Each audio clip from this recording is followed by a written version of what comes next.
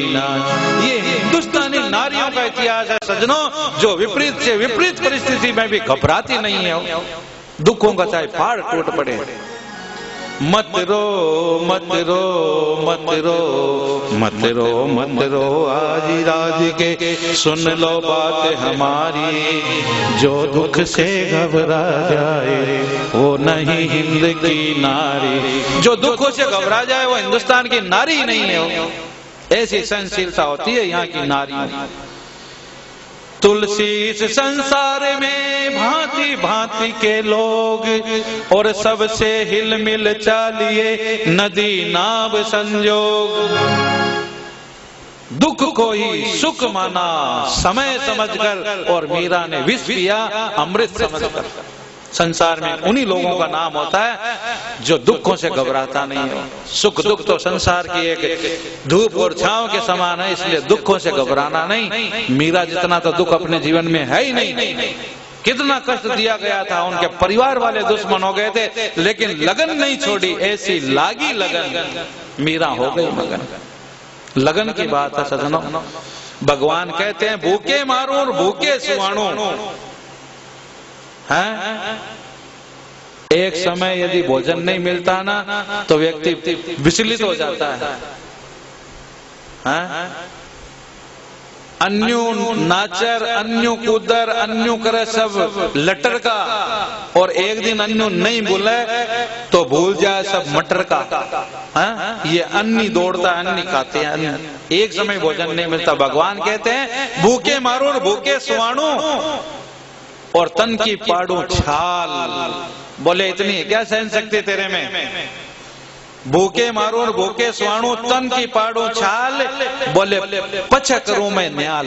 बोले उसके बाद में कृपा करता हूं मैं, परीक्षा लेता हूं मैं। भूखा सुला दूंगा तेरे को, भूखा रखूंगा, व्याकुल कर दूंगा, तरह तरह की पीड़ा आ जाएगी तुम्हारे सामने, तुम्हारे तन को गलाने का प्रयास कर दूंगा। इतनी तेरे में सामर्थ्य होगी, उसके बाद में तेरे को माला माल कर दूंगा। ऐसी बात है। कपिल देव मुनि का जो अवतार हुआ था वह अष्टांग योग को प्रकट करने के लिए हुआ था। 8 प्रकार के योग हैं, कुछ के बारे में आप सुन लो। यम, नियम, आसन, प्रत्याहार, प्राणायाम, ध्यान, धारणा और समाधि, ये 8 योग हैं। अपन कहते हैं ना भाई संयम नियम से रहो, ये संयम ही यम का ही नाम है। संयम 5 प्रकार के हैं। सत्य, अहिंसा, अस्तेय, ब्रह्मचर्य और अपरिग्रह। सत्य यानी कि व्यक्ति को सत्य का आपलाप नहीं करना चाहिए, सत्य को छोड़ना नहीं चाहिए। धर्म न दूसर सत्य समाना, अगम निगम पुराण बखाना। संसार के सभी धर्म सत्य का पक्ष लेने वाले। कोई भी धर्म ऐसा नहीं कहता कि झूठ बोलो। सबसे पहली बात यही है सत्य। अहिंसा, अहिंसा परमो धर्म है। किसी के प्रति हिंसा का भाव नहीं। हिंसा केवल मारने काटने से नहीं होती। यदि किसी के प्रति बुरा विचार कर लिया आपने, या मुंह से कुछ बुरा कह दिया तो वह वाणी की हिंसा हो गई। कर दिया तो कायिक हिंसा, और वाचिक मन की हिंसा। कर्म, मन, वचन और कर्म से किसी की हिंसा नहीं हो। ब्रह्मचर्य का मतलब है ब्रह्मचर्य से तेज मिलता है। साप्ताहिक, पाक्षिक, मासिक अनुष्ठान का नियम रखना चाहिए। अस्तेय का मतलब है किसी की भी चोरी नहीं करना।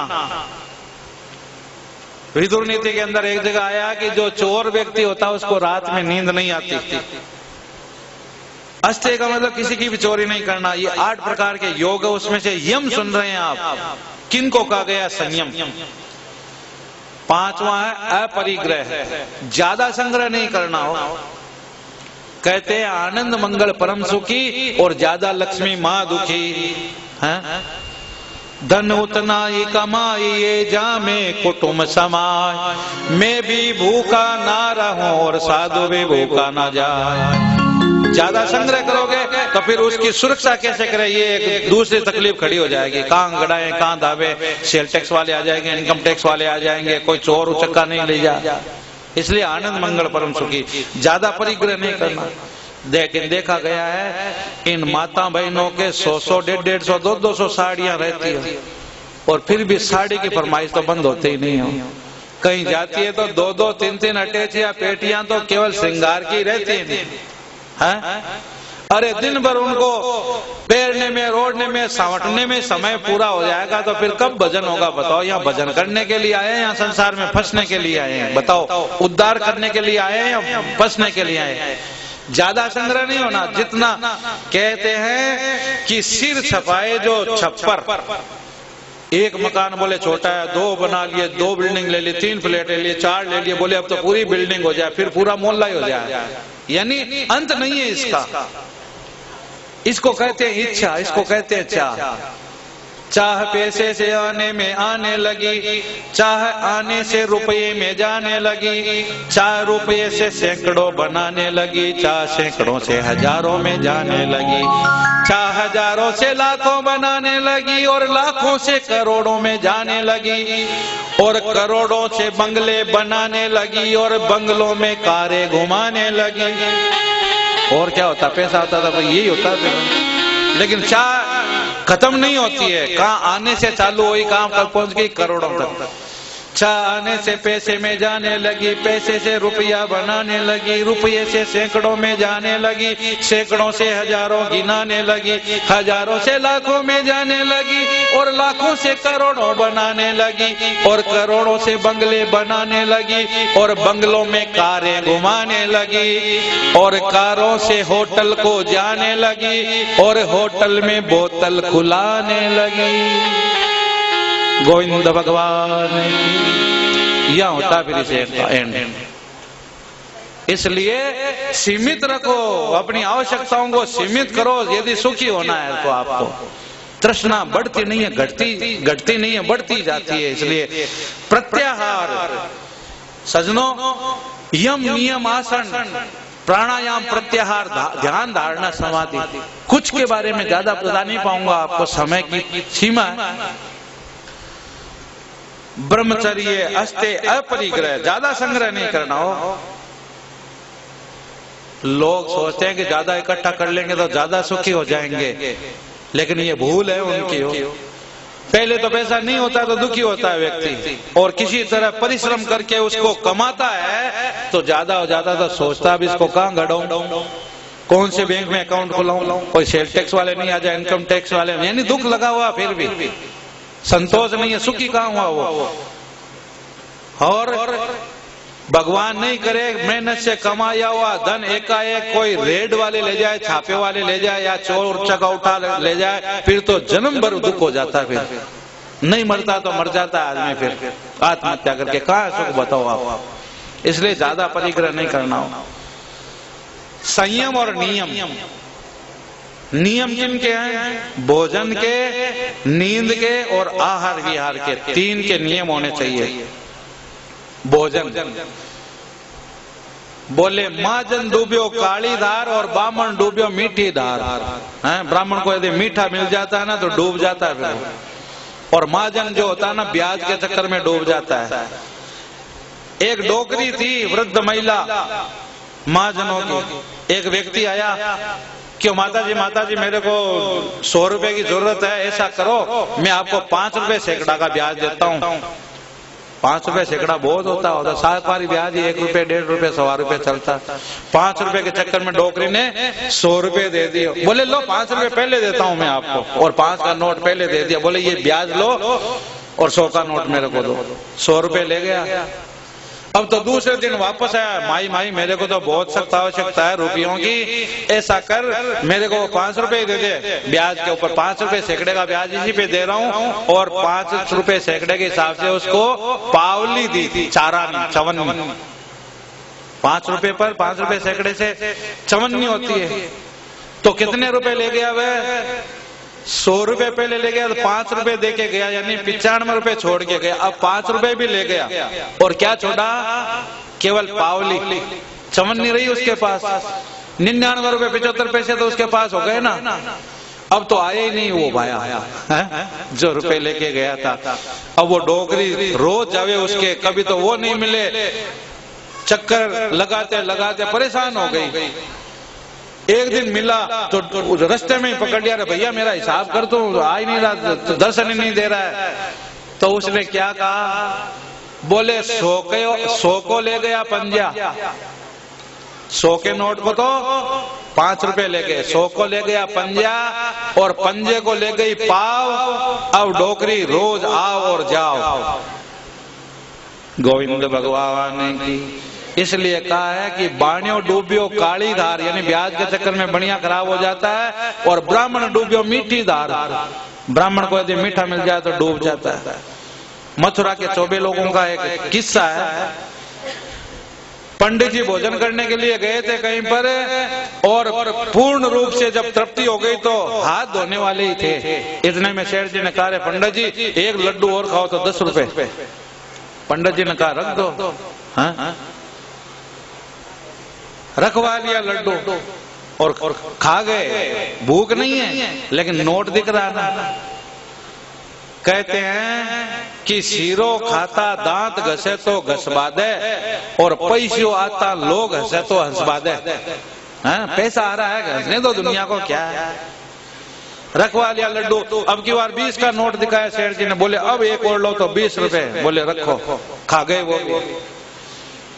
पूरी फुल डाइट होने के बाद की बात है। अब की 50 का नोट दिखाया, वो भी खा गए। नोट जेब में डालते जाए। अब की बार 100 का नोट दिखाया, जबकि गला यहां तक भर गया था। अब आए ही नहीं, लेकिन नोट दिख रहा ना 100 का। बोले रख दो, अब तो आधा बाहर और आधा अंदर। खा गए, जेब में नोट डाल लिया। अब तो भाई ऐसा जो खाता है भगवान ही मालिक है उसका। शाम को मुनीम जी से कहा सेठ जी ने, अरे पंडित जी के भोजन के हालचाल तो पूछ के आओ। तो मुनीम गया घर।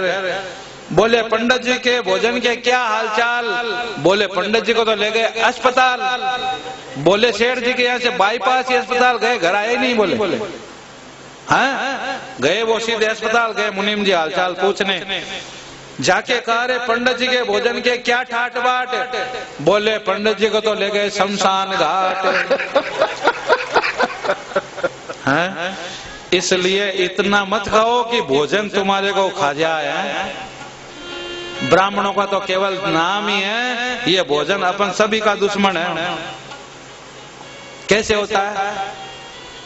बोले थोड़ी सी सब्जी बच गई, एक रोटी दे दे।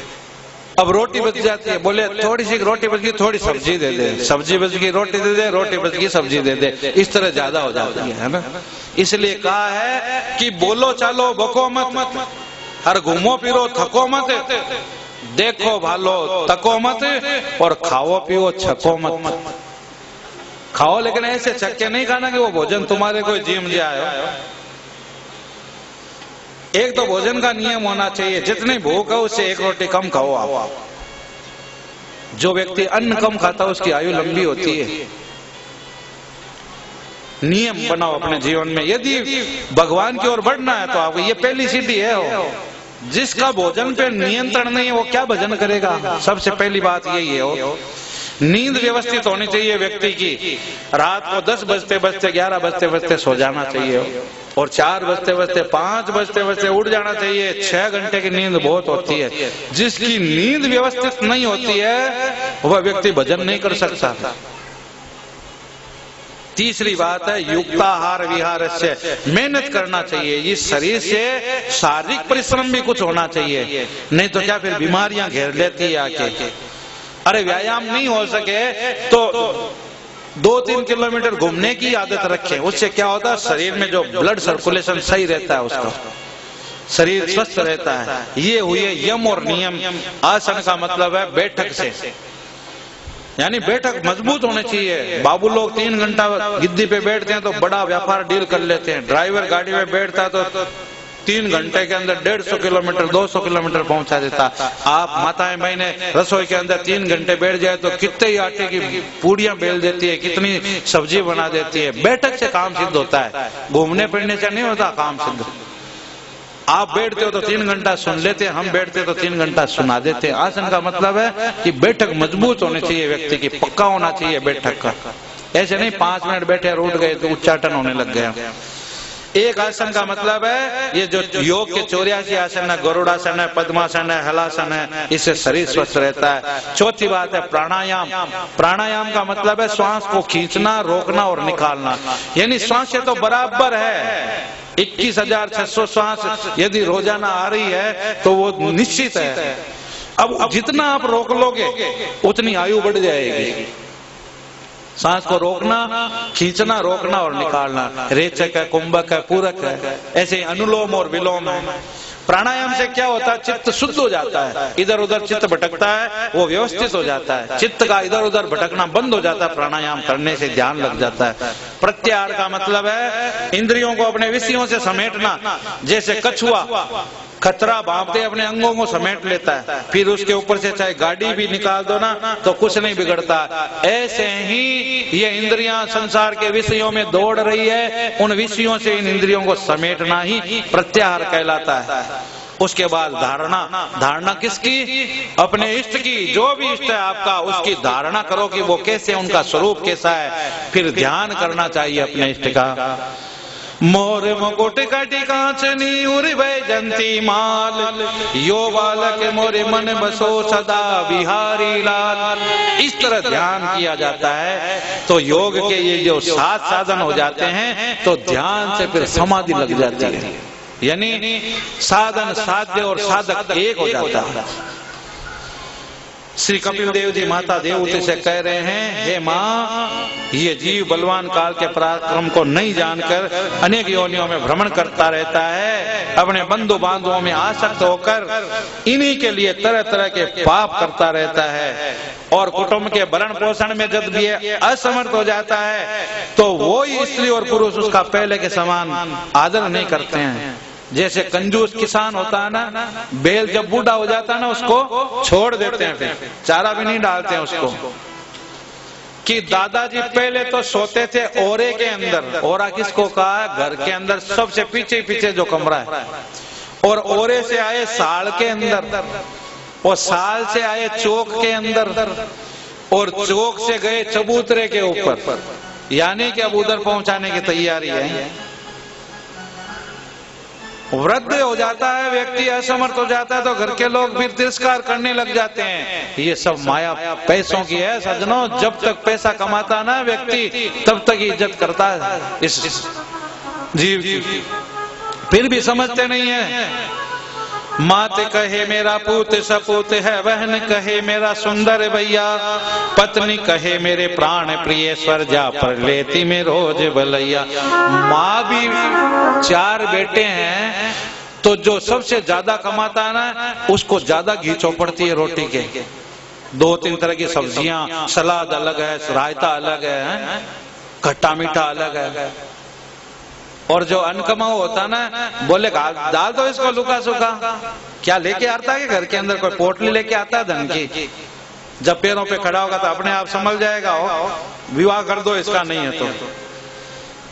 ये सब माया पैसों की है। मात कहे मेरा पूत सपूत है, बहन कहे मेरा सुंदर भैया।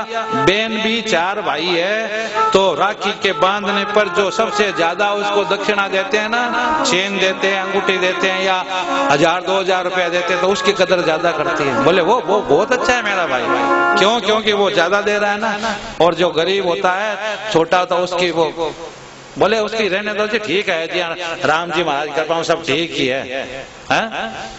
मात कहे मेरा पूत सपूत है, बहन कहे मेरा सुंदर भैया, और पत्नी कहे मेरे प्राण प्रिय स्वर जा पर लेती में रोज भलैया। क्यों नहीं ले भलैया? क्योंकि रोजाना लाके वहीं अकाउंट में जमा होता, कभी 1000 देता है, कभी 2000। घर आता है तो माता पिता के पास नहीं जाता, सीधा पत्नी के पास, पहले जेब वहीं खाली करके आता हो। मात कहे मेरा पूत सपूत है, बहन कहे मेरा सुंदर भैया, पत्नी कहे मेरे प्राण प्रिय स्वर जा पर लेती में रोज भलैया। कवि गंग कहे सुन साह अकबर, जा की जेब में श्वेत रुपया, जा की जेब में श्वेत रुपया। बोले महाराज ये सब पैसे की कदर है, इंसान की कदर नहीं है इस संसार के अंदर। दुनिया पैसे की पुजारी, पूजा करते नर और नारी। दुनिया पैसे की पुजारी, पूजा करते नर और नारी। जग में नाम कमावे भारी, माया पैसे की, ओ माया पैसे की, ओ माया पैसे की। दुनिया पैसे की पुजारी, पूजा करते नर और नारी। जग में नाम कमावे भारी, माया पैसेरी, ओ माया पैसेरी। ओ पैसो माँ बाप ने प्यारो, ओ पैसो माँ बाप ने प्यारो। नहीं तो लागे बेटो खारो, बिने कर दे घर सो न्यारो, माया पैसे की। नहीं तो लागे बेटो खारो। दुनिया पैसे की पुजारी, पूजा करते नर और नारी। जग में नाम कमावे भारी, माया पैसेरी, ओ माया पैसेरी। दुनिया पैसे की पुजारी है। पूजा करते नर और नारी। बोले जो लड़का कम कमाता है ना, तो घर वाले कहते हैं कि इसकी शादी कर दो। जब इस पे बोझ बढ़ेगा ना, खर्चों का भार आएगा, तो अपने आप कमाना सीख जाएगा। पैसों माँ बापा ने प्यारो, नहीं तो लागे बेटो खारो, बिन कर दे घर स्यों न्यारो। बोले अलग कर दो इसको, तब इसकी अकल ठिकाने आएगी, अपने आप कमाना सीख जाएगा। फिर ऐसी बात है सजनो कि जब तक ये खूब कमाता है तब तक ये रिश्ता नाता है, फिर कुटुंब अलग हो जाता है। बूढ़े का सहारा कोई नहीं।